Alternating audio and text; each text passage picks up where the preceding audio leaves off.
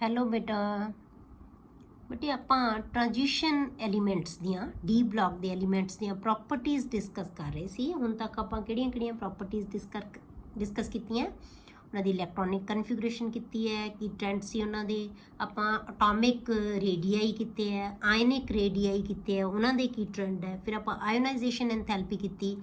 ਉਸ ਤੋਂ ਬਾਅਦ ਆਪਾਂ ਉਹਨਾਂ ਦੀ ਆਕਸੀਡੇਸ਼ਨ ਸਟੇਟਸ ਕੀਤੀਆਂ। ਫਿਰ ਆਪਾਂ ਉਹਨਾਂ ਦੇ ਰਿਡੌਕਸ ਜਿਹੜੇ ਇਲੈਕਟ੍ਰੋਡ ਪੋਟੈਂਸ਼ੀਅਲਸ ਹੈ ਉਹ ਡਿਸਕਸ ਕੀਤੇ। ਉਹਨਾਂ ਨਾਲ ਉਹਨਾਂ ਦੇ ਕੀ ਇਫੈਕਟ ਪੈਂਦਾ ਕੰਪਾਊਂਡਸ ਦੇ ਉੱਤੇ।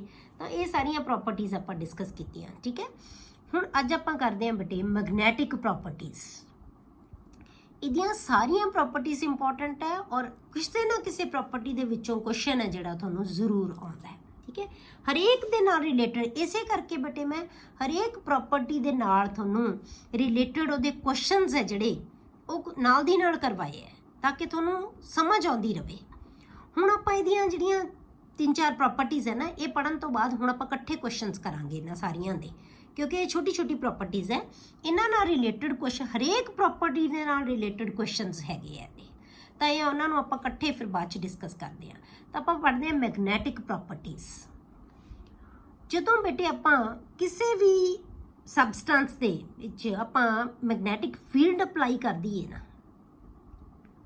ਤਾਂ ਉਹਦੇ ਵਿੱਚ ਦੋ ਤਰ੍ਹਾਂ ਦਾ ਮੈਗਨੈਟਿਕ ਬਿਹੇਵੀਅਰ ਹੈ ਜਿਹੜਾ ਉਹ ਸਬਸਟੈਂਸਸ ਸ਼ੋ ਕਰਦੀਆਂ।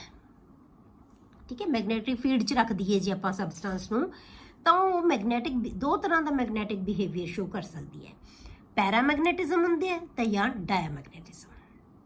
When magnetic field is applied to substances, mainly two types of magnetic behaviors are observed. Paramagnetism and diamagnetism. A property है, ठीक है। Therefore, there are two main types of substances. इसदा मतलब की होया कि ਜਿਹੜੀਆਂ ਦੋ ਤਰ੍ਹਾਂ ਦੀਆਂ ਸਬਸਟੈਂਸਸ ਹੈ। ਇੱਕ ਉਹ ਸਬਸਟੈਂਸਸ ਜਿਨ੍ਹਾਂ ਦੇ ਵਿੱਚ ਪੈਰਾਮੈਗਨੈਟਿਜ਼ਮ ਹੁੰਦੀ ਹੈ, ਇੱਕ ਦੂਜੀਆਂ ਸਬਸਟੈਂਸਸ ਜਿਨ੍ਹਾਂ ਦੇ ਵਿੱਚ ਡਾਇਆਮੈਗਨੈਟਿਜ਼ਮ ਹੁੰਦੀ ਹੈ। ਤਾਂ ਇਸ ਕਰਕੇ ਅਸੀਂ ਸਬਸਟੈਂਸਸ ਨੂੰ ਨਾਮ ਹੀ ਉਹਨਾਂ ਦੇ ਕੀ ਰੱਖ ਦਿੰਦੇ ਹਾਂ, ਪੈਰਾਮੈਗਨੈਟਿਕ ਸਬਸਟੈਂਸਸ ਐਂਡ ਡਾਇਆਮੈਗਨੈਟਿਕ ਸਬਸਟੈਂਸਸ। ਜਿਹੜੀਆਂ ਪੈਰਾਮੈਗਨੈਟਿਜ਼ਮ ਸ਼ੋ ਕਰਦੀਆਂ ਉਹਨਾਂ ਨੂੰ ਅਸੀਂ ਪੈਰਾਮੈਗਨੈਟਿਕ ਸਬਸਟੈਂਸਸ ਕਹਿ ਦਿੰਦੇ ਹਾਂ, ਤੇ ਜਿਹੜੀਆਂ ਡਾਇਆਮੈਗਨੈਟਿਜ਼ਮ ਸ਼ੋ ਕਰਦੀਆਂ ਉਹਨਾਂ ਨੂੰ ਅਸੀਂ ਡਾਇਆਮੈਗਨੈਟਿਕ ਸਬਸਟੈਂਸਸ ਕਹਿੰਦੇ ਹਾਂ।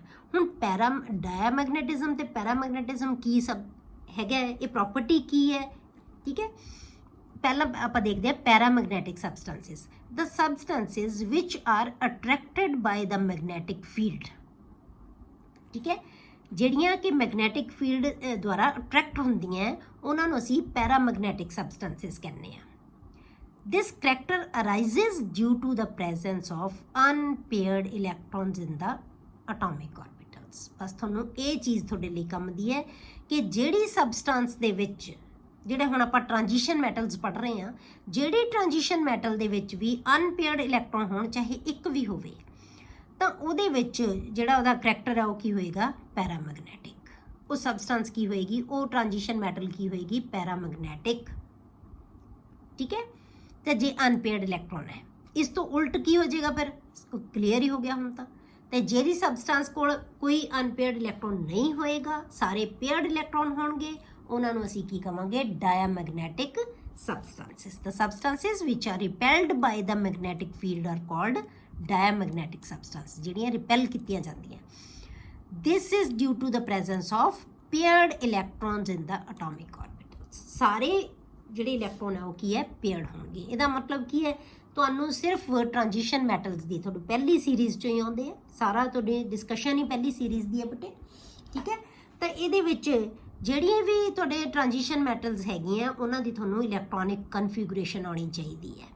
ਜੇ ਤੁਹਾਨੂੰ ਕਨਫਿਗਰੇਸ਼ਨ ਆਉਂਦੀ ਹੈ ਉਹਨਾਂ ਦੀ, ਤਾਂ ਇਹਦਾ ਮਤਲਬ ਕੀ ਹੈ, ਤੁਸੀਂ ਉਹਦੇ ਨੰਬਰ ਆਫ ਅਨਪੇਅਰਡ ਇਲੈਕਟ੍ਰੋਨਸ ਦੇਖ ਸਕਦੇ ਆ। ਜੇ ਤਾਂ ਹੈਗੇ ਹੈ ਤਾਂ ਉਹ ਪੈਰਾਮੈਗਨੈਟਿਕ ਹੈ, ਜੇ ਨਹੀਂ ਹੈ ਤਾਂ ਡਾਇਆਮੈਗਨੈਟਿਕ ਹੈ। ਹੁਣ ਇਹਦੇ ਨਾਲ ਬੇਟੇ ਜਿਹੜੀ ਅਨਪੇਅਰਡ ਇਲੈਕਟ੍ਰੋਨ ਤਾਂ ਆਪਾਂ ਦੱਸਦੇ ਕਿ ਉਹਦੇ ਨਾਲ ਕਨੈਕਟਡ ਹੈ। ਹੁਣ ਇਹਦਾ ਪੈਰਾਮੈਗਨੈਟਿਕ ਕਰੈਕਟਰ ਹੈ ਨਾ ਜਿਹੜਾ, ਇਹ ਵੀ ਡਿਪੈਂਡ ਕਰਦਾ ਹੈ ਕਿ ਕਿੰਨੇ ਮੈਗਨੀਟਿਊਡ ਦਾ ਹੈ, ਕਿੰਨਾ ਜ਼ਿਆਦਾ ਹੈ। ਜਿੰਨੇ ਅਨਪੇਅਰਡ ਇਲੈਕਟ੍ਰੋਨ ਜ਼ਿਆਦਾ ਹੋਣਗੇ ਉਹਦਾ ਪੈਰਾਮੈਗਨੈਟਿਕ ਕਰੈਕਟਰ ਉਹਨਾਂ ਜ਼ਿਆਦਾ ਹੋਏਗਾ। ਜਿੰਨੇ ਅਨਪੇਅਰਡ ਇਲੈਕਟ੍ਰੋਨ ਘੱਟ ਹੋਣਗੇ ਉਹਨਾਂ ਪੈਰਾਮੈਗਨੈਟਿਕ ਕਰੈਕਟਰ ਉਹਦਾ ਘੱਟ ਹੋਏਗਾ। ਠੀਕ ਹੈ, ਹੁਣ ਆਪਾਂ ਦੇਖਦੇ ਹਾਂ ਅਗਲਾ ਹੈ ਫੈਰੋਮੈਗਨੈਟਿਕ ਸਬਸਟੈਂਸਸ। ਹੁਣ ਆਪਾਂ ਕਹਾਂਗੇ ਇਸ ਤਾਂ ਕਿਹਾ ਸੀ ਦੋ ਹੀ ਤਰ੍ਹਾਂ ਦੀਆਂ ਹੁੰਦੀਆਂ, ਅਸਲ 'ਚ ਦੋ ਹੀ ਤਰ੍ਹਾਂ ਹੁੰਦੀਆਂ। ਇਹ ਵੀ ਪੈਰਾਮੈਗਨੈਟਿਕ ਕਰੈਕਟਰ ਹੀ ਹੁੰਦਾ ਸਬਸਟੈਂਸਿਸ ਦੀ, ਪਰ ਜਦੋਂ ਇਹ ਜਿਹੜਾ ਹੈਗਾ ਕਰੈਕਟਰ ਬਹੁਤ ਜ਼ਿਆਦਾ ਹੋਵੇ ਤਾਂ ਉਹਨੂੰ ਅਸੀਂ ਫੈਰੋਮੈਗਨੈਟਿਕ ਸਬਸਟੈਂਸਿਸ ਕਹਿ ਦਿੰਦੇ। ਜਿਵੇਂ ਆਪਾਂ ਲੈ ਲਈਏ ਆਇਰਨ ਹੈ, ਉਹਦੇ ਵਿੱਚ ਇਹ ਕਰੈਕਟਰ ਬਹੁਤ ਜ਼ਿਆਦਾ ਹੁੰਦਾ ਹੈ। ਸਾਨੂੰ ਪਤਾ ਨਾ ਕਿ ਲੋਹਾ ਤਾਂ ਜਿਹੜਾ ਮੈਗਨੇਟ ਵੱਲ ਬਹੁਤ ਜ਼ਿਆਦਾ ਅਟਰੈਕਟ ਹੁੰਦਾ ਹੈ, ਤਾਂ ਇਹ ਕਰੈਕਟਰ ਜ਼ਿਆਦਾ ਹੋਣ ਕਰਕੇ ਉਹਨੂੰ ਅਸੀਂ ਫੈਰੋਮੈਗਨੈਟਿਕ ਸਬਸਟੈਂਸ ਕਹਿ ਦਿੰਦੇ, ਜਿਹਦੇ ਵਿੱਚ ਇਹ ਕਰੈਕਟਰ ਬਹੁਤ ਹੋਵੇ। ਦ ਸਬਸਟੈਂਸਿਸ ਵਿਚ R very strongly attracted by the magnetic field are called ferromagnetic substances such as iron metal, iron oxide, ਇਹ ਕੀ ਹੈ ferromagnetic substance। clear? ਤਾਂ ਜਿਨ੍ਹਾਂ ਦੇ ਵਿੱਚ ਹੈ ਇਹ ਪੈਰਾਮੈਗਨੈਟਿਕ ਹੀ, ਪਰ ਜੇ ਬਹੁਤ ਜ਼ਿਆਦਾ ਇਹ ਕਰੈਕਟਰ ਹੋਵੇ ਤਾਂ ਅਸੀਂ ਉਹਨੂੰ ਫੈਰੋਮੈਗਨੈਟਿਕ ਸਬਸਟੈਂਸ ਕਹਿ ਦਿੰਦੇ ਹਾਂ। ferromagnetism is an extreme form of paramagnetism, मतलब कि ਉਹਦੀ ਐਕਸਟ੍ਰੀਮ ਫਾਰਮ ਹੈ ਪੈਰਾਮੈਗਨੈਟਿਜ਼ਮ ਦੀ। ਫੈਰੋਮੈਗਨੈਟਿਜ਼ਮ ਹੈ ਜਿਹੜੀ ਉਹਦੀ ਐਕਸਟ੍ਰੀਮ ਫਾਰਮ ਹੈ। Most of the compounds of transition metals are paramagnetic in nature. ਜਿਹੜੇ ਟ੍ਰਾਂਜੀਸ਼ਨ ਐਲੀਮੈਂਟਸ ਹੈ ਨਾ ਬੇਟੇ, ਉਹਨਾਂ ਦੇ ਵਿੱਚੋਂ ਬਹੁਤ ਜ਼ਿਆਦਾ ਐਲੀਮੈਂਟਸ ਹੈ ਜਿਹੜੇ ਉਹ ਕੀ ਹੈ ਪੈਰਾਮੈਗਨੈਟਿਕ ਦੇ ਨੇਚਰ ਦੇ ਹੈ। ਕਿਉਂ? ਕਿਉਂਕਿ ਅਸੀਂ ਜਿਹੜੇ 10 ਇਲੈਕਟ੍ਰੋਨਸ 5d ਆਰਬਿਟਲਸ ਹੈ ਉਹਨਾਂ ਦੇ ਵਿੱਚ ਇਲੈਕਟ੍ਰੋਨ ਫਿਲ ਕਰਦੇ ਜਾਣਾ ਹੈ, ਤਾਂ ਬਹੁਤ ਜ਼ਿਆਦਾ ਐਲੀਮੈਂਟਸ ਕੋਲੇ ਕੀ ਹੋਣਗੇ ਅਨਪੇਅਰਡ ਇਲੈਕਟ੍ਰੋਨਸ ਜ਼ਰੂਰ ਹੋਣਗੇ। ਪਹਿਲਾਂ ਤਾਂ ਸਿੰਗਲ ਆਏਗਾ ਤਾਂ ਅਨਪੇਅਰਡ ਹੋਣਗੇ, ਫਿਰ ਪੇਅਰਿੰਗ ਹੋਣ ਲੱਗ ਜਾਂਦੀ ਹੈ, ਉਦੋਂ ਵੀ ਉਹਨਾਂ ਕੋਲ ਸਿੰਗਲ ਹੋਣਗੇ, ਸਾਰੇ ਤਾਂ ਪੇਅਰ ਇਕੱਠੇ ਹੋ ਨਹੀਂ ਸਕਦੇ। ਤਾਂ ਇਸ ਕਰਕੇ ਸਾਰੇ ਐਲੀਮੈਂਟਸ ਤਕਰੀਬਨ ਬਹੁਤ ਜ਼ਿਆਦਾ ਐਲੀਮੈਂਟਸ ਕੋਲ ਕੀ ਹੈ ਅਨਪੇਅਰਡ ਇਲੈਕਟ੍ਰੋਨ ਹੁੰਦੇ ਹੈ, ਤੇ ਇਸ ਕਰਕੇ ਪੈਰਾਮੈਗਨੈਟਿਕ ਨੇਚਰ ਦੇ ਹੁੰਦੇ ਆ transition elements. Okay, the magnetic character is ਐਕਸਪ੍ਰੈਸਡ in terms of magnetic movement. ਜਿਹੜਾ ਮੈਗਨੈਟਿਕ ਕਰੈਕਟਰ ਹੈ ਉਹ ਅਸੀਂ ਮੈਗਨੈਟਿਕ ਮੂਵਮੈਂਟ ਦੀ ਟਰਮਸ ਦੇ ਵਿੱਚ ਹੈ ਜਿਹੜਾ ਉਹਨੂੰ ਐਕਸਪ੍ਰੈਸ ਕਰ ਸਕਦੇ ਹਾਂ। ਹੁਣ ਅਸੀਂ ਮੈਗਨੈਟਿਕ ਮੂਵਮੈਂਟ ਕਿਵੇਂ ਕੈਲਕੂਲੇਟ ਕਰਾਂਗੇ, ਇਹ ਆਪਾਂ ਇੱਥੇ ਦੇਖਣਾ ਹੈ ਕਿ ਮੈਗਨੈਟਿਕ ਮੂਵਮੈਂਟ ਹੈ ਜਿਹੜੀ ਉਹ ਕਿਵੇਂ ਕੈਲਕੂਲੇਟ ਕੀਤੀ ਜਾਂਦੀ ਹੈ। Paramagnetism rises from the presence of unpaired electrons. ਇਹ ਸਾਨੂੰ ਆਪਾਂ ਪਹਿਲਾਂ ਵੇਖ ਲਿਆ ਕਿ ਅਨਪੇਅਰਡ ਇਲੈਕਟ੍ਰੋਨ ਕਰਕੇ ਹੁੰਦੀ ਹੈ ਪੈਰਾਮੈਗਨੈਟਿਕ ਕਰੈਕਟਰ ਹੈ ਜਿਹੜਾ। ਈਚ ਅਨਪੇਅਰਡ ਇਲੈਕਟ੍ਰੋਨ ਹੈਵ ਮੈਗਨੈਟਿਕ ਮੂਵਮੈਂਟ। ਹਰੇਕ ਅਨਪੇਅਰਡ ਇਲੈਕਟ੍ਰੋਨ ਦੀ ਮੈਗਨੈਟਿਕ ਮੂਵਮੈਂਟ ਹੋਏਗੀ। ਠੀਕ ਹੈ, ਇਹ ਤਾਂ ਪਤਾ ਤੁਹਾਨੂੰ, ਇਹ ਫਿਜ਼ਿਕਸ ਵਿੱਚ ਤੁਸੀਂ ਪੜ੍ਹਿਆ ਹੋਏਗਾ ਬਹੁਤ ਚੰਗੀ ਤਰ੍ਹਾਂ ਕਿ ਮੈਗਨੈਟਿਕ ਮੂਵਮੈਂਟ ਕੀ ਹੁੰਦੀ ਹੈ।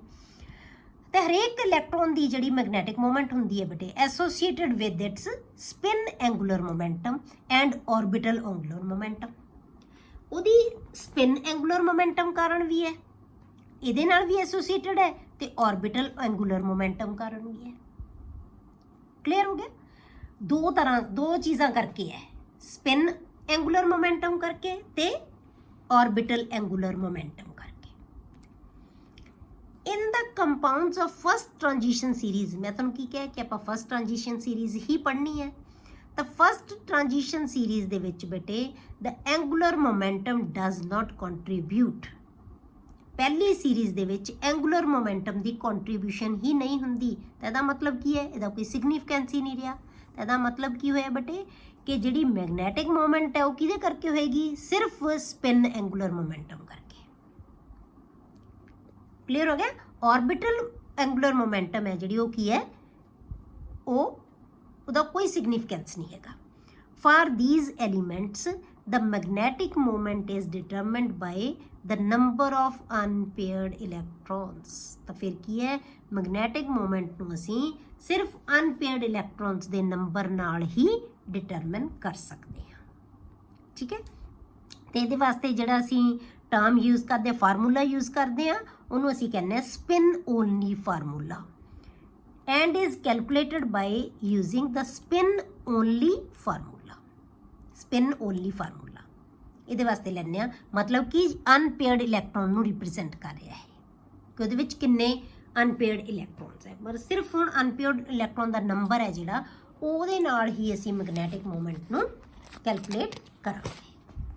ਹੁਣ ਇਹਦੇ ਵਾਸਤੇ ਫਾਰਮੂਲਾ ਆਪਾਂ ਕੀ ਲਿਖਦੇ ਹਾਂ ਬੇਟੇ, mu is equal to spin only formula ਇਹ ਕੀ ਹੈ, mu is equal to √n into n+2। n ਕੀ ਚੀਜ਼ ਹੈ ਬੇਟੇ, ਇਹ ਕੀ ਹੈ ਮੈਗਨੈਟਿਕ ਮੂਵਮੈਂਟ, ਇਹ ਕੀ ਹੈ unpaired electron, number of unpaired electrons. N is number of unpaired electrons and mu is magnetic moment. ਇਹਨੂੰ ਅਸੀਂ ਕਿਹੜੇ ਯੂਨਿਟਸ ਦੇ ਵਿੱਚ ਮਾਪਦੇ ਆ ਬੇਟੇ? BM, ਬੋਹਰ ਮੈਗਨੀਟੋਨ। ਅਸੀਂ ਇਹਨੂੰ ਕਹਿੰਦੇ ਬੋਹਰ ਮੈਗਨੀਟੋਨ। ਕਲੀਅਰ?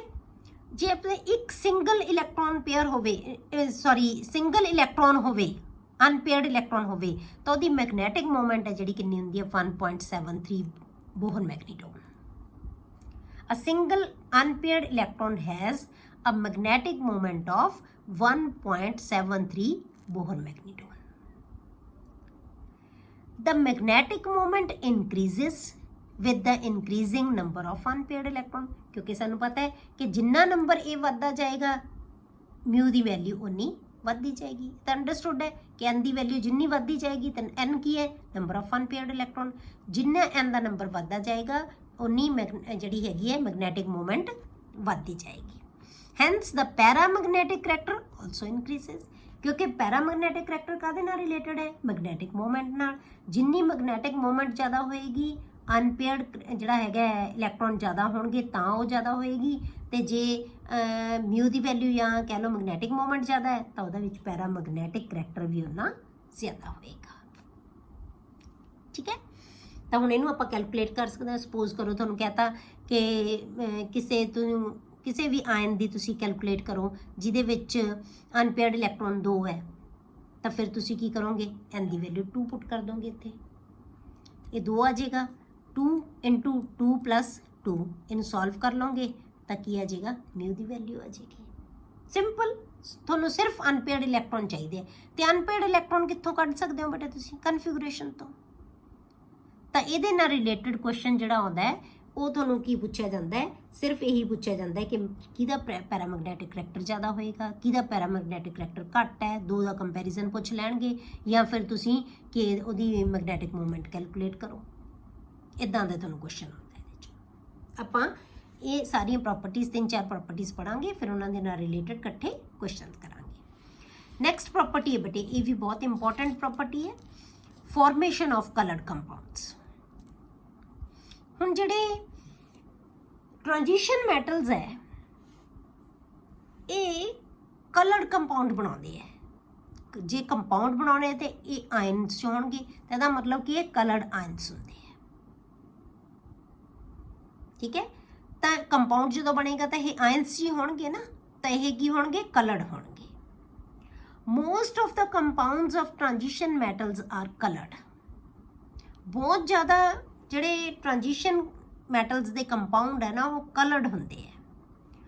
ਹੁਣ ਇਹਦਾ ਰੀਜ਼ਨ ਕੀ ਹੈ? ਕਲਰਡ ਕਿਉਂ ਹੁੰਦੇ ਹੈ ਬੇਟੇ? This is due to the presence of incomplete n-1 D subshell, ਕਿਉਂਕਿ ਉਹਨਾਂ ਦੇ ਵਿੱਚ ਇਨਕੰਪਲੀਟ डी सबशेल ਹੁੰਦਾ ਹੈ। In case of compounds of transition metals the energies of 5d orbitals do not remain same. ਹੁਣ ਇਹ ਤੁਹਾਨੂੰ ਇਹ ਔਕਵਰਡ ਲੱਗੂਗੀ ਚੀਜ਼ ਬੇਟੇ, ਕਿਉਂਕਿ ਹਲੇ ਤੱਕ ਆਪਾਂ ਪੜ੍ਹਿਆ ਨਹੀਂ। ਆਪਾਂ ਤਾਂ ਇਹੀ ਪੜ੍ਹਿਆ ਹੈ ਕਿ ਡੀ ਆਰਬਿਟਲਸ ਦੀ એનર્ਜੀ ਹੈ ਜਿਹੜੀ ਉਹ ਸੇਮ ਹੁੰਦੀ ਹੈ, ਪਰ ਜਿਹੜਾ ਹੁਣ ਆਪਾਂ ਨੈਕਸਟ ਚੈਪਟਰ ਪੜ੍ਹਾਂਗੇ ਨਾ ਉਹਦੇ ਵਿੱਚ ਤੁਸੀਂ ਪੂਰੀ ਡਿਟੇਲ ਪੜ੍ਹ ਲਓਗੇ ਇਹਦੀ ਕਿ ਜਿਹੜੇ ਡੀ ਆਰਬਿਟਲਸ ਹੈ ਨਾ ਉਹਨਾਂ ਦਾ એનર્ਜੀ ਲੈਵਲ ਸੇਮ ਨਹੀਂ ਹੁੰਦਾ, ਉਹ ਸਪਲਿਟ ਹੋ ਜਾਂਦੇ ਹੈ ਦੋ ਲੈਵਲਸ ਦੇ ਵਿੱਚ। ਇੱਕ ਦਾ ਲੈਵਲ ਘਟ ਜਾਂਦਾ ਹੈ ਆਪਣੇ ਮੇਨ ਲੈਵਲ ਨਾਲੋਂ। ਆਪਾਂ ਇਹ ਕਹਿ ਲਓ ਕਿ ਸਪੋਜ਼ ਕਰੋ ਤੁਹਾਡੇ ਕੋਲੇ ਆ ਡੀ ਆਰਬਿਟਲਸ ਦਾ ਲੈਵਲ ਹੈ, ਠੀਕ ਹੈ, ਇਹ 5 ਆਰਬਿਟਲਸ ਇੱਥੇ ਹੈ, ਆ ਲੈਵਲ ਸੀ, ਪਰ ਇਹ ਸਪਲਿਟਿੰਗ ਹੋ ਜਾਂਦੀ ਹੈ, ਅੱਧੇ ਉੱਪਰ ਚਲੇ ਜਾਂਦੇ ਅੱਧੇ ਨੀਚੇ ਆ ਜਾਂਦੇ ਹੈ। मतलब ਕੀ ਹੈ ਬੇਟੇ ਕਿ એનર્ਜੀ ਦਾ ਲੈਵਲ ਸੇਮ ਰਹੇਗਾ, ਠੀਕ ਹੈ, ਉਨੀ ਦੀ ਉਨੀ એનર્ਜੀ ਰਹਿ ਜਾਏਗੀ ਨੈਟ। मतलब 3 ऑर्बिटल कोल एनर्जी की होगी घट गई, 2 ऑर्बिटल्स कोल एनर्जी की होगी वध गई। ਇਹਦੀ डिटेल पढ़ांगे ਆਪਾਂ बहुत किन्नी एनर्जी इत्थे डिफरेंस ਹੁੰਦਾ है किवें ਹੁੰਦਾ है सब कुछ पढ़ांगे। ਇੱਥੇ तो सिर्फ कलर देखण वास्ते ਆਪਾਂ ਇੱਥੇ डिस्कस करना है ਇਹਨੂੰ। ਤਾਂ ਇੱਥੋਂ ਤੁਹਾਡੇ ਕੋਲੇ ਕੀ ਹੈ ਕੁਝ ऑर्बिटल्स ਦਾ एनर्जी ਲੈਵਲ ਘਟ ਗਿਆ, ਕੁਝ ਦਾ ਲੈਵਲ ਵਧ ਗਿਆ, ਪਰ ਜਿਹੜੀ ਨੈਟ એનર્ਜੀ ਇਹਨਾਂ ਦੀ ਸਾਰੀ ਹੋਏਗੀ ਇੰਨੀ ਹੀ ਹੋਏਗੀ ਜਿੰਨੀ ਇਹਨਾਂ ਦੀ ਹੈਗੀ ਹੈ, ਠੀਕ ਹੈ। ਨੈਟ એનર્ਜੀ 'ਚ ਕੋਈ ਫਰਕ ਨਹੀਂ ਪਏਗਾ। ਇਹ ਚੀਜ਼ ਕੰਮ ਕਰੇਗੀ ਇਹਦੇ ਕਲਰ ਬਣਾਉਣ ਵਾਸਤੇ, ਠੀਕ ਹੈ।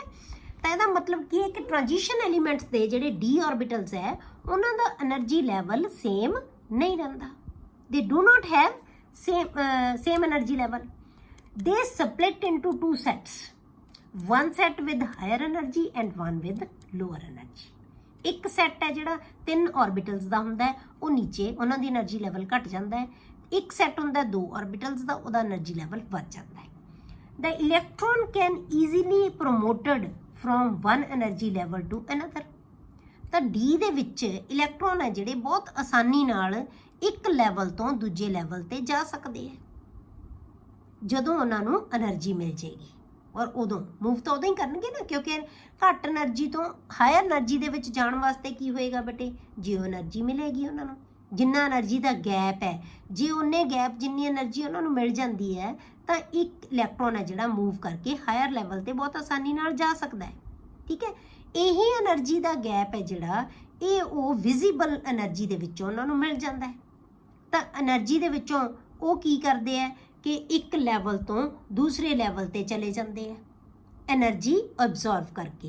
एनर्जी है जिहड़ी वो की है, जिहड़ी विजिबल है वो वाइट है, वाइट दे विचों कुछ एनर्जी उन्होंने अब्जॉर्व कर ली, बाकी दी जिहड़ी एनर्जी बच गई वो सानू कलर दी फॉर्म दे विच नज़र आएगी। तो इसे करके जिहड़ा हमेशा कलर नज़र आउंदा है वो हमेशा कॉम्पलीमेंटरी हुंदा है, क्योंकि वाइट लाइट दे विचों 7 कलर्स ने मिलके वाइट बनाया है।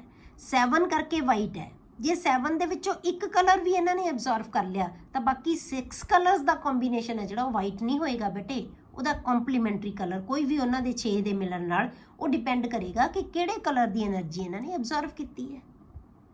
तो कॉम्पलीमेंटरी कलर है जिहड़ा सानू नज़र आएगा। ठीक है, ये इस तरह नाल कलर है जिहड़ा इन्हां सब इहदे विच आउंदा है। ये सिर्फ तुहानू समझण वास्ते ये चीज़ां, तुसी जे क्वेश्चन तुहानू आउंदा है तो तुसी की दसना है सिर्फ कि इहनू असीं डी ट्रांजिशन कह दिंदे आ कि एक लैवल तो दूजे दे विच जांदे, डी दे विच ही जांदा ना, एक डी चों दूजे डी च चला गया तो असीं डी ट्रांजिशनस कहने आ। तो इहदे करके जिहड़े सॉल्ट है वो कलर्ड हुंदे है। The electron can be easily promoted from one energy level to another in the same subshell. This is called DD transition. इनू की कहने असी DD transition। एक एनर्जी लैवल तो दूजे एनर्जी लैवल ते इलैक्ट्रॉन है जिहड़ा वो जा सकता है। The amount of energy required for DD transition, ठीक है, डी ट्रांजिशन वास्ते जिहड़ी रिक्वायर्ड एनर्जी है उस एनर्जी नूं असीं एक्साइटेशन एनर्जी भी कह दिंदे आ। मतलब एक्साइटेड स्टेट 'च पहुंचना है ना उन्हें, लोअर लैवल तो हायर लैवल 'च जाना है, उन्होंने असीं एक्साइटेशन एनर्जी भी कह दिंदे आ। Corresponds to the energy of certain colours of visible light. जिहड़े ट्रांजिशन एलीमेंट्स है ना उन्हां दे वास्ते जिहड़ी एक्साइटेशन एनर्जी है वो वाइट लाइट दे विचों जिहड़ी साडी विजिबल लाइट है उहदे विचों ही कुछ एनर्जी दे जिहड़ी कुछ फ्रीकुएंसी दी या वेवलैंथ दी जिहड़ी लाइट है वो एब्जॉर्व कर लैंदे हैं तो वो हायर लैवल ते चले जाते हैं। ठीक है, corresponds to the energy of certain colours of visible light. When white light falls on the transition metal, जदों वाइट लाइट फॉल करती है ट्रांजिशन मैटल तो मैटल कंपाउंड ते तो की करता है कुछ एनर्जी एब्जॉर्व कर लेंदा है ते जंप करके ऊपर चला जाता है। Some of its energy corresponding to a certain colour, ये डिपेंड किहदे ते करेगा किहड़े कलर लै रहा है, उस एनर्जी गैप दे उत्ते। तो ये गैप हरेक वास्ते डिफरेंट हुंदा है। ठीक है, तो एनर्जी का गैप है जिहड़ा उहदे अकॉर्डिंग जिहड़ा उन्हें कॉरेस्पॉन्डिंग कलर है जिहड़ा एब्जॉर्व कर लेना है, is absorbed and electron gets raised from lower level to higher level. तो जिहड़ा इलैक्ट्रॉन है मूव करके हायर लैवल ते चला जाएगा। This the excess of other colours constituting white light are transmitted. हुण जिहड़े बाकी दे एक्सेस कलर बच गए, कुछ अब्जॉर्व कर लिया उन्हें, बाकी दे जिहड़े कि वाइट लाइट बना रहे सी, वाइट लाइट कौन बना रहे हैं, 7 कलर्स बना रहे हैं, उहदे विचों जिहड़े कलर उन्हें अब्जॉर्व कर ले, जिहड़े बाकी दे कलर बच गए वो की है ट्रांसमिट हो जाएंगे। The colour observed corresponds to the complementary color of the light absorbed। जिहड़ी लाइट उन्हें एब्जॉर्व की है उहदा कॉम्पलीमेंटरी कलर है जिहड़ा असीं ऑब्जर्व करांगे, जिहड़ा सानूं कलर नज़र आएगा। क्लीयर हो गई ये चीज़। सिर्फ कलर किहदे करके हुंदा है, ਜੇ ਉਹਦੇ ਕੋਲੇ ਅਨਪੇਅਰਡ ਇਲੈਕਟ੍ਰੋਨ ਹੈਗੇ ਆ ਤਾਂ ਉਹ ਮੂਵ ਕਰਕੇ ਜਾ ਸਕਦੇ ਆ, ਤਾਂ ਇੱਕ ਜਿਹੜੇ ਹੈਗੇ ਆ ਲੈਵਲ ਤੋਂ ਦੂਜੇ ਲੈਵਲ ਦੇ ਉੱਤੇ ਜਾਣਗੇ। ਠੀਕ ਹੈ, ਤਾਂ ਆਪਾਂ ਇਹ ਸ਼ੋ ਕੀਤਾ ਹੋਇਆ, ਦੇਖੋ ਤੁਸੀਂ ਜਿਹੜੇ ਡੀ ਆਰਬਿਟਲਸ ਹੈ ਉਹ 2 ਸੈਟਸ ਦੇ ਵਿੱਚ ਡਿਵਾਈਡ ਹੋ ਗਏ। 3 ਆਰਬਿਟਲ ਨੀਚੇ ਹੈ, 2 ਆਰਬਿਟਲ ਉੱਪਰ ਹੈ। ਇਹ dx dy ਤੇ dz ਹੈ, ਇਹ dz x² y² ਤੇ dz²। ਇਹਨਾਂ ਨੇ એનર્ਜੀ ਗੇਨ ਕਰ ਲਈ। ਇਲੈਕਟ੍ਰੋਨ ਪਹਿਲਾਂ dx ਦੇ ਵਿੱਚ ਸੀਗਾ, xy 'ਚ ਸੀ, ਨੀਚੇ ਵਾਲੇ ਲੈਵਲ ਤੇ ਸੀ। h ਨਿਊ ਕੀ ਹੈ, ਜਿਹੜੀ ਵਿਜ਼ੀਬਲ ਲਾਈਟ ਦੇ ਵਿੱਚੋਂ ਲੈ ਲਈ।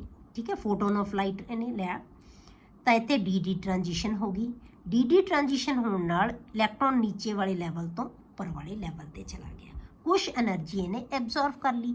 ਜਿੰਨੀ એનર્ਜੀ ਐਬਜ਼ੌਰਬ ਕੀਤੀ, ਬਾਕੀ ਦੀ એનર્ਜੀ ਟ੍ਰਾਂਸਮਿਟ ਕਰਤੀ। ਜਿਹੜੀ એનર્ਜੀ ਟ੍ਰਾਂਸਮਿਟ ਕੀਤੀ ਉਹਦੇ ਅਕੋਰਡਿੰਗ ਕਲਰ ਨਜ਼ਰ ਆਏਗਾ।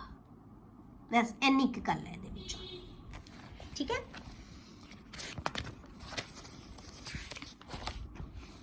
ਨੈਕਸਟ ਹੈ ਬੇਟੇ ਫਾਰਮੇਸ਼ਨ ਆਫ ਕੰਪਲੈਕਸ ਕੰਪਾਊਂਡਸ। ਹੁਣ ਕੰਪਲੈਕਸ ਕੰਪਾਊਂਡਸ ਹੈ ਜਿਹੜੇ, ਇਹਨਾਂ ਦੀ ਫਾਰਮੇਸ਼ਨ ਵੀ ਨੈਕਸਟ ਪ੍ਰੋਪਰਟੀ ਹੈ ਜਿਹੜੀ ਟ੍ਰਾਂਜੀਸ਼ਨ ਮੈਟਲਸ ਦੀ, ਕਿ ਕੰਪਲੈਕਸ ਕੰਪਾਊਂਡਸ ਬਣਾਉਂਦੇ ਆ। ਪਹਿਲਾਂ ਆਪਾਂ ਕਿਹਾ ਕਿ ਮੈਗਨੈਟਿਕ ਪ੍ਰੋਪਰਟੀ ਹੈ ਇਹਨਾਂ ਦੇ ਵਿੱਚ, ਫਿਰ ਆਪਾਂ ਕਿਹਾ ਕਿ ਇਹਦੇ ਜਿਹੜੇ ਹੈਗੇ ਕਲਰਡ ਹੁੰਦੇ ਕੰਪਾਊਂਡਸ। ਹੁਣ ਆਪਾਂ ਕਹਿ ਰਹੇ ਕਿ ਇਹ ਟ੍ਰਾਂਜੀਸ਼ਨ ਮੈਟਲਸ ਕੰਪਲੈਕਸ ਕੰਪਾਊਂਡਸ ਵੀ ਬਣਾਉਂਦੇ ਆ। ਹੁਣ ਕੰਪਲੈਕਸ ਕੰਪਾਊਂਡਸ ਅਗਲਾ ਚੈਪਟਰ ਹੀ ਆਪਾਂ ਪੜਾਂਗੇ, ਕੋਆਰਡੀਨੇਸ਼ਨ ਕੰਪਲੈਕਸਸ, ਉਹਦੇ ਵਿੱਚ ਸਾਰੇ ਅਸੀਂ ਕੰਪਲੈਕਸ ਕੰਪਾਊਂਡਸ ਹੀ ਬਣਾਉਣੇ ਆ। ਤਾਂ ਮੈਕਸਿਮਮ ਟ੍ਰਾਂਜੀਸ਼ਨ ਐਲੀਮੈਂਟਸ ਹੈ ਨਾ ਜਿਹੜੇ ਕੰਪਲੈਕਸ ਕੰਪਾਊਂਡਸ ਬਣਾਉਂਦੇ ਆ, ਇੱਕ ਖਾਸ ਕਿਸਮ ਦੇ ਕੰਪਾਊਂਡ ਹੁੰਦੇ ਆ ਬੇਟੇ। ਠੀਕ ਹੈ, ਇੱਕ ਸਪੈਸ਼ਲ ਟਾਈਪ ਦੇ ਕੰਪਾਊਂਡਸ ਹੁੰਦੇ ਆ ਜਿਹੜੇ ਕਿ ਜਿਹਦੇ ਵਿੱਚ ਕਿ ਮੈਟਲ ਤੇ ਜਾਂ ਤੁਸੀਂ ਕਹਿ ਲਓ ਇੱਕ ਚੀਜ਼ ਇਲੈਕਟ੍ਰੋਨ ਡੈਫੀਸ਼ੀਐਂਟ, ਜਿਹਦੇ ਕੋਲ ਇਲੈਕਟ੍ਰੋਨ ਲੈ ਸਕਦੇ, ਜਿਹਦੇ ਕੋਲ ਖਾਲੀ ਆਰਬਿਟਲਸ ਹੈਗੇ ਆ। ਤਾਂ ਦੂਜੀ ਚੀਜ਼ ਕੀ ਹੈ, ਜਿਨ੍ਹਾਂ ਕੋਲੇ ਐਕਸਟਰਾ ਇਲੈਕਟ੍ਰੋਨ ਹੈ, ਮਤਲਬ ਇੱਕ ਕੋਲੇ ਖਾਲੀ ਬਰਤਨ ਹੈਗਾ, ਦੂਜੇ ਕੋਲੇ ਇਲੈਕਟ੍ਰੋਨ ਖਾਲੀ ਹੈ, ਤਾਂ ਉਹਨੂੰ ਡੋਨੇਟ ਕਰ ਸਕਦਾ ਹੈ। ਤਾਂ ਆਪਸ 'ਚ ਕੰਬਾਈਨ ਹੋ ਕੇ ਕੀ ਹੈ ਕੰਪਲੈਕਸ। ਇਹਨਾਂ ਦੀ ਜਿਹੜੀ ਆਕਸੀਡੇਸ਼ਨ ਸਟੇਟ ਹੈ ਨਾ, ਇਹ ਆਮ ਆਕਸੀਡੇਸ਼ਨ ਸਟੇਟ ਨਾਲੋਂ ਹਾਇਰ ਹੁੰਦੀ ਹੈ। ਜਿੰਨੇ ਦੇ ਵਿੱਚ ਆਮ ਆਪਾਂ ਕੰਪਲੈਕਸ ਪੜ੍ਹਦੇ ਆ ਨਾ, ਕੰਪਾਊਂਡ ਪੜ੍ਹਦੇ ਆ ਸੌਰੀ, ਉਹਨਾਂ ਦੇ ਨਾਲੋਂ ਇਹਨਾਂ ਦੀ ਜਿਹੜੇ ਕੰਪਲੈਕਸਿਸ ਦੇ ਵਿੱਚ ਜਿਹੜੀ ਆਕਸੀਡੇਸ਼ਨ ਸਟੇਟ ਹੈ ਨਾ, ਉਹ ਜਾਂ ਕਹਿ ਲਓ ਤੁਸੀਂ ਜਿਹੜਾ ਦੂਜੀ ਤਰ੍ਹਾਂ ਦੀ ਹੁਣ ਇੱਥੇ ਲਵਾਂਗੇ ਆਕਸੀਡੇਸ਼ਨ ਸਟੇਟ ਨਹੀਂ, ਆਕਸੀਡੇਸ਼ਨ ਸਟੇਟ ਉਹੀ ਰਹੇਗੀ। ਵੈਲੈਂਸੀ ਇੱਥੇ ਜਿਹੜੀ ਇਹਦੀ ਉਹ ਕੀ ਹੈ, ਜਾਂ ਕਹਿ ਲਓ ਕੰਬਾਈਨਿੰਗ ਕਪੈਸਿਟੀ ਹੈ ਜਿਹੜੀ, ਉਹ ਆਮ ਕੰਪਾਊਂਡਸ ਦੇ ਕੰਪੈਰੇਟਿਵਲੀ ਜ਼ਿਆਦਾ ਹੁੰਦੀ ਹੈ, ਜਿਹੜੀ ਇਹਨਾਂ ਦੀ ਕੰਬਾਈਨਿੰਗ ਕਪੈਸਿਟੀ ਹੈ। ਠੀਕ ਹੈ, ਤਾਂ ਉਹ ਉਸ ਤਰ੍ਹਾਂ ਦੇ ਕੰਪਲੈਕਸਿਸ ਨੂੰ ਜਾਂ ਕੰਪਾਊਂਡਸ ਨੂੰ ਅਸੀਂ ਕੰਪਲੈਕਸ ਕੰਪਾਊਂਡਸ ਪੈਂਦੇ ਆ। ਹੁਣ ਆਪਾਂ ਇਹਦੀ ਬਹੁਤੀ ਡਿਟੇਲ 'ਚ ਨਹੀਂ ਪੈਂਦੇ ਬੇਟੇ, ਤੇ ਆਪਾਂ ਨੈਕਸਟ ਚੈਪਟਰ ਦੇ ਵਿੱਚ ਹੀ ਪੜ੍ਹ ਲੈਣਾ, ਕਿਉਂਕਿ ਜਦੋਂ ਤੁਹਾਡਾ ਐਗਜ਼ਾਮ ਹੋਣਾ ਨਾ, ਉਦੋਂ ਤੁਹਾਨੂੰ ਸਭ ਕੁਝ ਆਉਂਦਾ ਹੋਏਗਾ। ਉਦੋਂ ਤੱਕ ਤਾਂ ਇਹ ਵੀ ਪੜ੍ਹੇ ਹੋਏ ਹੋਣਗੇ, ਫਿਰ ਤੁਹਾਨੂੰ ਇਹ ਬਹੁਤ ਚੰਗੀ ਤਰ੍ਹਾਂ ਸਮਝ ਆਏਗੀ ਵੀ ਇਹ ਕੀ ਚੀਜ਼ ਹੈ। Complex compounds are those in which the metal ions bind to a number of anions or neutral molecules. ਇਹ ਐਨਾਇਨ ਨਾਲ ਵੀ ਕੰਬਾਈਨ ਹੋ ਸਕਦਾ ਹੈ, ਨਿਊਟਰਲ ਮੋਲੀਕਿਊਲਸ ਨਾਲ। ਆਮ ਕੰਪਾਊਂਡਸ 'ਚ ਨਹੀਂ ਨਾ ਹੁੰਦਾ ਨਿਊਟਰਲ ਦੇ ਨਾਲ, ਇਹ ਕੈਟਾਇਨ ਐਨਾਇਨ ਨਾਲ ਹੀ ਬਣੇਗਾ, ਕੰਪਾਊਂਡ ਬਣਾਏਗਾ। ਇਹ ਐਨਾਇਨਸ ਨਾਲ ਵੀ ਹੋ ਸਕਦਾ ਹੈ, ਨਿਊਟਰਲ ਮੋਲੀਕਿਊਲਸ ਨਾਲ ਵੀ ਹੋ ਸਕਦਾ ਹੈ, ਕਾਲਡ ਲਿਗੈਂਡਸ। ਉਹਨਾਂ ਨੂੰ ਅਸੀਂ ਲਿਗੈਂਡਸ ਕਹਿੰਦੇ ਆ, ਚਾਹੇ ਉਹ ਐਨਾਇਨ ਹੈ ਚਾਹੇ ਉਹ ਨਿਊਟਰਲ ਹੈ। ਗਿਵਿੰਗ ਕੰਪਲੈਕਸ ਸਪੀਸ਼ੀਜ਼, ਇੱਕ ਕੰਪਲੈਕਸ ਸਪੀਸ਼ੀਜ਼ ਬਣਾ ਲੇਗਾ ਵਿਦ ਕਰੈਕਟਰਿਸਟਿਕ ਪ੍ਰੋਪਰਟੀਜ਼, ਉਹਨਾਂ ਦੀਆਂ ਪ੍ਰੋਪਰਟੀਜ਼ ਬਿਲਕੁਲ ਅਲੱਗ ਹੋਣਗੀਆਂ। A few examples are FeCN6 3 negative, FeCN6 4 negative, CuNH3 6 4 positive, CuNH3 4 2 positive, PtCl4 2 negative। ਇਹਨਾਂ ਦੇ ਇਦਾਂ ਦੇ ਕੰਪਲੈਕਸਸ ਨੂੰ ਅਸੀਂ ਕੰਪਾਊਂਡਸ ਨੂੰ ਅਸੀਂ ਕਹਿੰਦੇ ਹਾਂ ਕੰਪਲੈਕਸ ਕੰਪਾਊਂਡ ਜਾਂ ਕੋਆਰਡੀਨੇਸ਼ਨ ਕੰਪਾਊਂਡਸ। ਤਾਂ ਆਪਣਾ ਚੈਪਟਰ ਜਿਹੜਾ ਅਗਲਾ ਕੋਆਰਡੀਨੇਸ਼ਨ ਕੰਪਾਊਂਡਸ ਹੀ ਹੈ। ਹੁਣ ਟ੍ਰਾਂਜੀਸ਼ਨ ਮੈਟਲਸ ਹੈ ਬੇਟੇ, ਇਸ ਤਰ੍ਹਾਂ ਦੇ ਕੰਪਾਊਂਡ ਬਹੁਤ ਆਸਾਨੀ ਨਾਲ ਬਣਾ ਸਕਦੇ ਆ। ਤੁਹਾਨੂੰ ਕੁਐਸਚਨ ਕੀ ਆਉਂਦਾ ਬੇਟੇ, ਤੁਹਾਨੂੰ ਇਹਦਾ ਕੁਐਸਚਨ ਇਹ ਨਹੀਂ ਆ ਵੀ ਕਿਹੜਾ ਕੰਪਾਊਂਡ ਹੈ ਜਾਂ ਕੀ ਹੈ, ਤੁਹਾਨੂੰ ਕੁਐਸਚਨ ਕੀ ਆਉਂਦਾ ਹੈ ਕਿ ਜਿਹੜੇ ਟ੍ਰਾਂਜੀਸ਼ਨ ਕੰਪਾਊਂਡ ਜਾਂ ਮੈਟਲਸ ਹੈ ਉਹ ਕੰਪਲੈਕਸ ਕੰਪਾਊਂਡਸ ਬਣਾ ਸਕਦੇ ਆ, ਕਿਉਂ? ਠੀਕ ਹੈ, ਕੰਪਲੈਕਸਿਸ ਕਿਉਂ ਬਣਾਉਂਦੇ ਆ? ਕਿਉਂਕਿ ਇਹਨਾਂ ਕੋਲ ਬੇਟੇ ਡੀ ਆਰਬਿਟਲਸ ਵੇਕੈਂਟ ਹੋ ਸਕਦੇ ਆ, ਖਾਲੀ ਆਰਬਿਟਲ ਹੁੰਦੇ ਆ ਇਹਨਾਂ ਕੋਲੇ, ਇਸ ਕਰਕੇ ਇਹ ਕੰਪਲੈਕਸਿਸ ਬਣਾਉਂਦੇ ਆ। ਕਿਉਂਕਿ ਮੈਂ ਤੁਹਾਨੂੰ ਕੀ ਕਿਹਾ ਕਿ ਕੰਪਲੈਕਸ ਬਣਾਉਣ ਵਾਸਤੇ ਦੋ ਹੀ ਚੀਜ਼ਾਂ ਚਾਹੀਦੀਆਂ, ਇੱਕ ਤਾਂ ਮੈਟਲ ਜਿਹਦੇ ਕੋਲੇ ਖਾਲੀ ਆਰਬਿਟਲ ਹੋਣ, ਇੱਕ ਕੋਈ ਸਪੀਸ਼ੀਜ਼ ਇਹੋ ਜਿਹੀ ਆਏਗੀ ਜਿਹੜਾ ਐਨਾਇਨ ਹੋਏਗਾ ਜਾਂ ਨਿਊਟਰਲ ਹੋਏਗਾ ਜਿਹਦੇ ਕੋਲੇ ਐਕਸਟਰਾ ਇਲੈਕਟ੍ਰੋਨ ਹੋਣਗੇ ਜਿਹੜੇ ਕਿ ਉਸ ਖਾਲੀ ਆਰਬਿਟਲਸ ਦੇ ਵਿੱਚ ਉਹ ਦੇ ਸਕਦੇ ਆ, ਕੋਆਰਡੀਨੇਟ ਬੌਂਡ ਬਣਾ ਸਕਦੇ ਆ। ਹੁਣ ਤੁਹਾਨੂੰ ਸ਼ਾਇਦ ਥੋੜੀ ਜੀ ਸਮਝ ਆ ਗਈ ਹੋਵੇ ਕਿ ਕੋਆਰਡੀਨੇਸ਼ਨ ਬੌਂਡ ਬਣੇ ਹਮੇਸ਼ਾ ਕਿਵੇਂ ਬਣਦਾ ਬੇਟੇ, ਜਿਹਦੇ ਵਿੱਚ ਇੱਕ ਸਪੀਸ਼ੀਜ਼ ਦੋਨੋਂ ਇਲੈਕਟ੍ਰੋਨ ਦਿੰਦੀ ਹੈ ਤਾਂ ਉਹਨੂੰ ਸ਼ੇਅਰ ਦੋਨੋਂ ਕਰਦੇ ਆ। ਤਾਂ ਹੁਣ ਇੱਥੇ ਇਲੈਕਟ੍ਰੋਨ ਕੌਣ ਦੇਗਾ? ਲਿਗੈਂਡ। ਸ਼ੇਅਰ ਕੌਣ ਕਰੇਗਾ? ਮੈਟਲ ਤੇ ਲਿਗੈਂਡ ਦੋਨੋਂ। ਠੀਕ ਹੈ, ਤਾਂ ਇਹ ਕਿਉਂ ਬਣਾ ਸਕਦੇ ਆ? ਕਿਉਂਕਿ ਇਹਨਾਂ ਕੋਲੇ ਵੇਕੈਂਟ ਡੀ ਆਰਬਿਟਲਸ ਹੁੰਦੇ ਆ, ਇਸ ਕਰਕੇ ਟ੍ਰਾਂਜੀਸ਼ਨ ਮੈਟਲਸ ਆ ਜਿਹੜੇ ਉਹ ਕੰਪਲੈਕਸਿਸ ਬਣਾ ਸਕਦੇ ਆ। ਹੁਣ ਇਹ ਕੰਪਲੈਕਸਿਸ ਜਿਹੜੇ ਬਣੇ ਆ ਬੇਟੇ, ਇਹਨਾਂ ਦੇ transition metals form a large number of complex compounds due to, ਕਿਉਂ ਬਣਾ ਸਕਦੇ ਆ? Small size of metal ion, high ionic charges. ਜਦੋਂ ਤੁਸੀਂ ਪੜੋਗੇ ਨਾ ਇਹ ਚੀਜ਼ਾਂ ਉੱਥੇ ਤੁਹਾਨੂੰ ਪਤਾ, ਉੱਥੇ ਪੜਾਂਗੇ ਆਪਾਂ ਕੰਡੀਸ਼ਨਸ ਕੰਪਲੈਕਸ ਬਣਨ ਦੀਆਂ ਇਹ ਹੁੰਦੀਆਂ। ਇੱਕ ਤਾਂ ਸਾਈਜ਼ ਛੋਟਾ ਹੋਣਾ ਚਾਹੀਦਾ ਮੈਟਲ, ਉਹਦੇ ਉੱਤੇ ਚਾਰਜ ਜ਼ਿਆਦਾ ਹੋਣਾ ਚਾਹੀਦਾ ਹੈ। Availability of D orbital, main ਚੀਜ਼ ਹੈ ਜਿਹੜੀ availability of D orbitals for bond formation. Bond formation ਵਾਸਤੇ ਜਾਂ ਕੋਆਰਡੀਨੇਟ ਬੌਂਡ ਬਣਾਉਣ ਵਾਸਤੇ ਡੀ ਆਰਬਿਟਲਸ ਦੀ ਅਵੇਲੇਬਿਲਿਟੀ ਹੋਣੀ ਚਾਹੀਦੀ। ਕਲੀਅਰ? ਇਹ ਆ ਗਿਆ ਬੇਟੇ ਕਿ ਕੰਪਲੈਕਸ ਕਿਉਂ ਬਣਾਉਂਦੇ ਆ। ਕਿਉਂ ਬਣਾਉਂਦੇ ਆ? ਆ ਤਿੰਨ ਰੀਜ਼ਨ ਦਿੱਤੇ, ਸਾਈਜ਼ ਛੋਟਾ ਹੈਗਾ, ਆਇਨਿਕ ਚਾਰਜ ਜ਼ਿਆਦਾ ਹੈ ਤੇ ਡੀ ਆਰਬਿਟਲ ਪ੍ਰੈਜ਼ੈਂਟ ਹੁੰਦੇ ਆ। ਨੈਕਸਟ ਪ੍ਰੋਪਰਟੀ ਹੈ ਬੇਟੇ ਇਹਦੀ ਕੈਟਾਲਿਟਿਕ ਪ੍ਰੋਪਰਟੀ। ਕੈਟਾਲਿਟਿਕ ਪ੍ਰੋਪਰਟੀ ਦਾ ਮਤਲਬ ਕੀ ਹੈ ਕਿ ਬਹੁਤ ਸਾਰੇ ਟ੍ਰਾਂਜੀਸ਼ਨ ਮੈਟਲਸ ਹੈ ਜਿਹੜੇ ਉਹ ਕੈਟਾਲਿਸਟ ਦਾ ਕੰਮ ਕਰਦੇ ਹੈ। ਕੈਟਾਲਿਸਟ ਦਾ ਕੰਮ ਕੌਣ ਕਰ ਸਕਦਾ ਬੇਟੇ? ਕੈਟਾਲਿਸਟ ਕੀ ਹੁੰਦੇ ਆ? ਜਿਹੜੇ ਕਿਸੇ ਰਿਐਕਸ਼ਨ ਦੀ ਰੇਟ ਨੂੰ ਵਧਾ ਦਿੰਦੇ ਆ। ਜਿਹੜੇ ਰੇਟ ਨੂੰ ਵਧਾ ਸਕਦੇ ਆ ਉਹਨੂੰ ਅਸੀਂ ਕੈਟਾਲਿਸਟ ਕਹਿੰਦੇ ਆ। ਹੁਣ ਇਹ ਕੈਟਾਲਿਸਟ ਕੀ ਕਰ ਸਕਦਾ ਬੇਟੇ? ਇਹ ਕੀ ਕਰਦਾ ਹੁੰਦਾ ਹੈ ਕਿ ਜਿਹੜਾ ਵੀ ਰਿਐਕਸ਼ਨ ਹੁੰਦਾ ਹੈ ਰਿਐਕਟੈਂਟ ਪ੍ਰੋਡਕਟ 'ਚ ਕਨਵਰਟ ਹੁੰਦੇ ਹੈ ਤਾਂ ਇਹ ਰਿਐਕਟੈਂਟ ਦੇ ਨਾਲ ਇੱਕ ਕੰਪਲੈਕਸ ਬਣਾ ਲੈਂਦੇ ਆ। ਆਪਾਂ ਪੜ੍ਹਿਆ ਸੀ ਨਾ ਸਰਫੇਸ ਕੈਮਿਸਟਰੀ ਦੇ ਵਿੱਚ ਕੈਟਾਲਿਸਟ ਉੱਥੇ ਪੜ੍ਹੇ ਸੀ। ਤਾਂ ਰਿਐਕਟੈਂਟ ਦੇ ਨਾਲ ਕੈਟਾਲਿਸਟ ਕੀ ਕਰਦਾ ਹੈ? ਰਿਐਕਟ ਕਰਕੇ ਇੱਕ ਟ੍ਰਾਂਜੀਸ਼ਨ ਸਟੇਟ ਬਣਾ ਲੈਂਦਾ ਹੈ, ਜਿਹਦੇ ਕਰਕੇ ਜਿਹੜੇ ਰਿਐਕਸ਼ਨ ਦੀ ਐਕਟੀਵੇਸ਼ਨ એનર્ਜੀ ਡਿਕਰੀਜ਼ ਹੋ ਜਾਂਦੀ ਹੈ। ਤਾਂ ਇੱਕ ਨਵਾਂ ਰਸਤਾ ਦੇ ਦਿੰਦਾ ਇਹ ਰਿਐਕਸ਼ਨ ਦੇ ਵਾਸਤੇ, ਤੇ ਫਿਰ ਉਹ ਟ੍ਰਾਂਜੀਸ਼ਨ ਜਿਹੜਾ ਕੰਪਲੈਕਸ ਬਣਿਆ ਸੀ ਉਹ ਟੁੱਟ ਜਾਂਦਾ ਹੈ ਤਾਂ ਪ੍ਰੋਡਕਟ ਦੇ ਵਿੱਚ ਕਨਵਰਟ ਹੋ ਜਾਂਦਾ ਹੈ। ਠੀਕ ਹੈ, ਤਾਂ ਇਹਨਾਂ ਕੋਲ ਇਹ ਪ੍ਰੋਪਰਟੀ ਹੈ ਕਿਉਂਕਿ ਇਹਨਾਂ ਦੀਆਂ ਆਕਸੀਡੇਸ਼ਨ ਸਟੇਟਸ ਵੇਰੀਏਬਲ ਹੈ, ਬਹੁਤ ਸਾਰੀਆਂ ਆਕਸੀਡੇਸ਼ਨ ਸਟੇਟਸ ਦੇ ਵਿੱਚ ਐਗਜ਼ਿਸਟ ਕਰ ਸਕਦੇ ਆ ਇਹ, ਤਾਂ ਇਸ ਕਰਕੇ ਰਿਐਕਟੈਂਟਸ ਦੇ ਨਾਲ ਬਹੁਤ ਆਸਾਨੀ ਨਾਲ ਇਹ ਰਿਐਕਟ ਕਰ ਸਕਦੇ ਆ। ਠੀਕ ਹੈ, ਜਾਂ ਇਹ ਕਿਉਂਕਿ ਜਾਂ ਰਿਐਕਸ਼ਨ ਕਿਵੇਂ ਹੁੰਦਾ ਹੈ ਕਿ ਕੈਟਾਲਿਸਟ ਕੀ ਕਰਦਾ ਹੈ ਕਿ ਇੱਕ ਸੋਲਿਡ ਸਰਫੇਸ ਦੇ ਉੱਤੇ ਜਿਹੜਾ ਰਿਐਕਟੈਂਟ ਹੈ ਉਹ ਆ ਕੇ ਟਿਕ ਸਕਦਾ ਹੈ, ਤਾਂ ਇਹ ਸੋਲਿਡ ਜਿਹੜਾ ਸਰਫੇਸ ਹੈ ਉਹ ਵੀ ਪ੍ਰੋਵਾਈਡ ਕਰ ਸਕਦੇ ਹੈ ਕਿਉਂਕਿ ਇਹ ਸੋਲਿਡਸ ਹੁੰਦੇ, ਮੈਟਲਸ ਹੈ ਇਹ, ਤੇ ਆਸਾਨੀ ਨਾਲ ਜਿਹੜੇ ਹੈਗੇ ਆ ਆ ਕੇ ਤੇ ਰਿਐਕਟੈਂਟ ਹੈ ਜਿਹੜੀ ਰਿਐਕਟ ਕਰ ਸਕਦੇ ਆ ਤੇ ਪ੍ਰੋਡਕਟ ਦੇ ਵਿੱਚ ਕਨਵਰਟ ਹੋ ਸਕਦੇ ਆ। ਤਾਂ ਜਿਨ੍ਹਾਂ ਦੀ ਵਜ੍ਹਾ ਕਰਕੇ ਜਿਹੜੀਆਂ ਪ੍ਰੋਪਰਟੀਜ਼ ਚਾਹੀਦੀਆਂ ਇੱਕ ਕੈਟਾਲਿਸਟ ਹੋਣ ਵਾਸਤੇ ਉਹ ਪ੍ਰੋਪਰਟੀਜ਼ ਇਹਨਾਂ ਕੋਲ ਹੁੰਦੀਆਂ।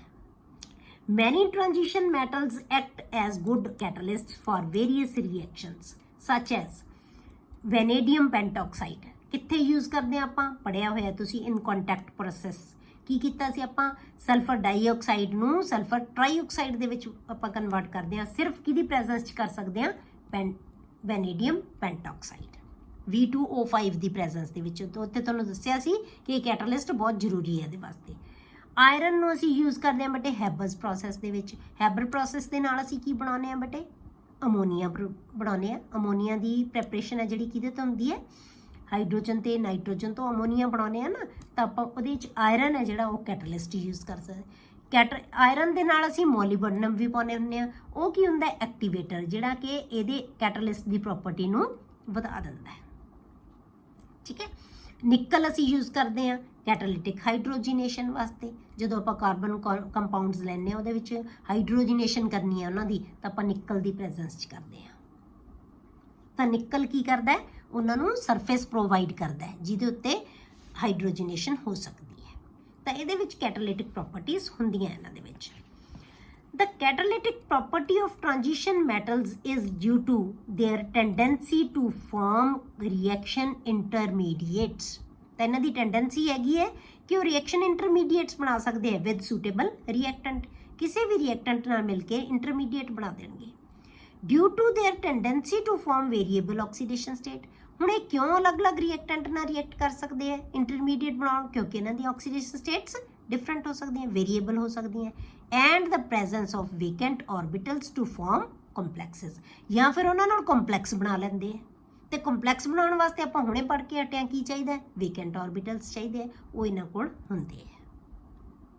ਠੀਕ ਹੈ, ਤਾਂ ਇਹ ਸਾਰੀਆਂ ਚੀਜ਼ਾਂ ਹੋਣ ਕਰਕੇ ਇਹਨਾਂ ਕੋਲੇ ਕੈਟਾਲਿਟਿਕ ਪ੍ਰੋਪਰਟੀਜ਼ ਹੈਗੀਆਂ। ਦ ਇੰਟਰਮੀਡੀਏਟ, ਜਿਹੜਾ ਇੰਟਰਮੀਡੀਏਟ ਇਹਨਾਂ ਨੇ ਬਣਾਇਆ, the intermediate give reaction path of lower activation energy. ਇਹ ਆਪਾਂ ਬਹੁਤੀ ਡਿਟੇਲ 'ਚ ਨਹੀਂ ਆਪਾਂ ਨੂੰ ਜਾਣਨ ਦੀ ਲੋੜ, ਕਿਉਂਕਿ ਤੁਸੀਂ ਕੈਟਾਲਿਸਟ ਪੜ੍ਹਿਆ ਹੋਇਆ, ਉੱਤੇ ਤੁਹਾਨੂੰ ਮੈਂ ਡਿਟੇਲ ਸਮਝਾਈ ਸੀ ਕਿ ਕਿਵੇਂ ਕੈਟਾਲਿਸਟ ਵਰਕ ਕਰਦਾ ਹੈ। Intermediate give reaction path of lower activation energy, therefore increases the rate of reaction. For example, iron 3 catalyzes the reaction between iodide and persulfate ion. तो परसल्फेट आयन ते आयोडाइड आयन दे नाल ओनू की है जिहड़ा आयरन है ओनू कैटलाइज कर दिंदा है। आपां परसल्फेट आयन ले लिया, ठीक है, तो आयोडीन नाल इहने रिएक्ट करना है Fe3 दी प्रेजेंस दे विच, ਤਾਂ ਇਹ ਕੀ ਬਣਾ ਦੇਗਾ, I2 ਪਲੱਸ ਸਲਫੇਟ ਦੇ ਵਿੱਚ ਕਨਵਰਟ ਕਰਤਾ। ਹੁਣ ਇਹ ਰਿਐਕਸ਼ਨ ਕਿਵੇਂ ਹੋਏਗਾ, ਆਇਰਨ ਕਿਵੇਂ ਰਿਐਕਟ ਕਰਦਾ ਇਹਦੇ ਨਾਲ, ਕੀ ਬਣਾਏਗਾ, ਇਹ ਕੀ ਕਰੇਗਾ, ਆਪਾਂ ਕਿਹਾ ਕਿ ਇੱਕ ਸੂਟੇਬਲ ਰਿਐਕਟੈਂਟ ਦੇ ਨਾਲ ਇਹ ਕੰਪਲੈਕਸ ਬਣਾ ਲੈਂਦਾ ਹੈ ਜਾਂ ਰਿਐਕਟ ਕਰ ਲੈਂਦਾ। ਤਾਂ ਇਹ ਕੀ ਕਰੇਗਾ ਬੇਟੇ, ਆਇਓਡੀਨ ਨਾਲ ਰਿਐਕਟ ਕਰੇਗਾ। ਆਇਓਡੀਨ ਨਾਲ ਕੀ ਕਰੇਗਾ, ਇਹਨੂੰ I2 ਚ ਕਨਵਰਟ ਕਰ ਦੂਗਾ ਤੇ ਆਪ ਰਿਡਿਊਸ ਹੋ ਗਿਆ, ਇਹਨੂੰ ਆਕਸੀਡਾਈਜ਼ ਕਰਤਾ। ठीक है, इनू ऑक्सीडाइज करता, मतलब ये तो इलैक्ट्रॉन आप गेन कर लिया, Fe2 विच कन्वर्ट हो गया। हुण ये Fe2 है जिहड़ा वो S2O8 नाल रिएक्ट करेगा बेटे, तो फिर की है, इनू रिड्यूस कर देगा, आप ऑक्सीडाइज हो जाएगा। तो आप जिवें असी Fe3 पॉजिटिव लिया सी वापस भी उवें ही निकल गया, पर विच की कीता इहने आयोडीन नाल आयोडाइड आयन नाल रिएक्ट करके ये रिएक्शन नू प्रोसीड करता, अगे चलाता। तो रिएक्शन है जिहड़ा मतलब इस तरह नाल रिएक्शन होया, अदरवाइज असी की लिखते हैं आ रिएक्शन लिख के आ होया रिएक्शन, असल च तां ये रिएक्टेंट से प्रोडक्ट बन गया, Fe असी उपर लिखता कि कैटलिस्ट का काम कर रहा है। ये आपां दस्सिया कि कैटलिस्ट का काम किवें कर रहा है, किवें रिएक्शन नूं ये चला रहा है। क्लीयर हो गया। हुण एक दो बेटे होर छोटी प्रॉपर्टी है, वो आपां कल वो डिस्कस कर लांगे ते नाल ही इन्हां सारियां दे नाल रिलेटेड क्वेश्चनस डिस्कस करांगे। ठीक है, हुण अज फिर ज़्यादा लंबा लैक्चर हो जाएगा।